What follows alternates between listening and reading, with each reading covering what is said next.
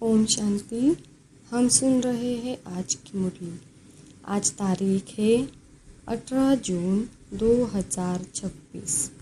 बाबा कहते हैं, मीठे बच्चे, अतीन्द्रिय सुख का अनुभव करने के लिए सदा इसी स्मृति में रहो कि हम किसके बच्चे हैं। अगर बाप को भूले तो सुख गुम हो जाएगा। प्रश्न: बाप के मिलने की स्थायी खुशी किन बच्चों को रहती है?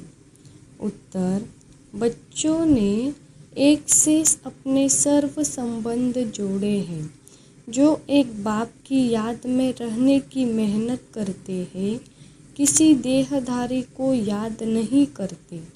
उन्हें ही स्थायी खुशी रहती है। अगर देहधारी की याद है तो बहुत रोना पड़ेगा। विश्व का मालिक बनने वाले कभी रोते नहीं। गीत बजा है, बचपन के दिन भुला न देना। ओम शांति। धारणा के लिए मुख्य सार है 1. कभी भी किसी बात में छुई मुई नहीं बनना है। ईश्वरीय बचपन को भूल मुरझाना नहीं है।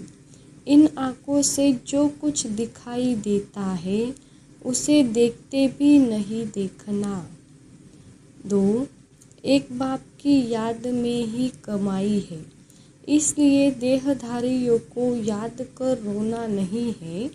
बाप और वर्षे को याद कर विश्व की बादशाही लेनी है। वरदान: श्रेष्ठ मत के आधार पर मायावी संग दोष से परे रहने वाले शक्ति स्वरूप भव। श्रेष्ठ मत के आधार पर मायावी संग दोष से परे रहने वाले शक्ति स्वरूप भव। बच्चों की एक कंप्लेन रहती है कि संबंधी नहीं सुनते, संग अच्छा नहीं है, इसी कारण शक्तिशाली नहीं बन सकते। लेकिन श्रेष्ठ मत के आधार पर ज्ञान स्वरूप शक्ति स्वरूप के वरदानी बन अपनी स्थिति को अचल बनाओ। साक्षी होकर हर एक का पाठ देखो। अपने सतोगुणी पाठ में स्थित रहो। सदा बाप के संग में रहो तो तमोगुणी आत्मा के संग के रंग का प्रभाव पड़ नहीं सकता।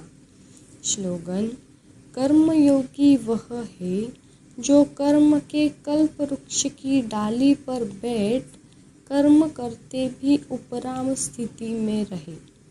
अव्यक्त इशारे: सदा हर्षित रहने के लिए अपनी नेचर को सरल बनाओ, सहनशील बनो।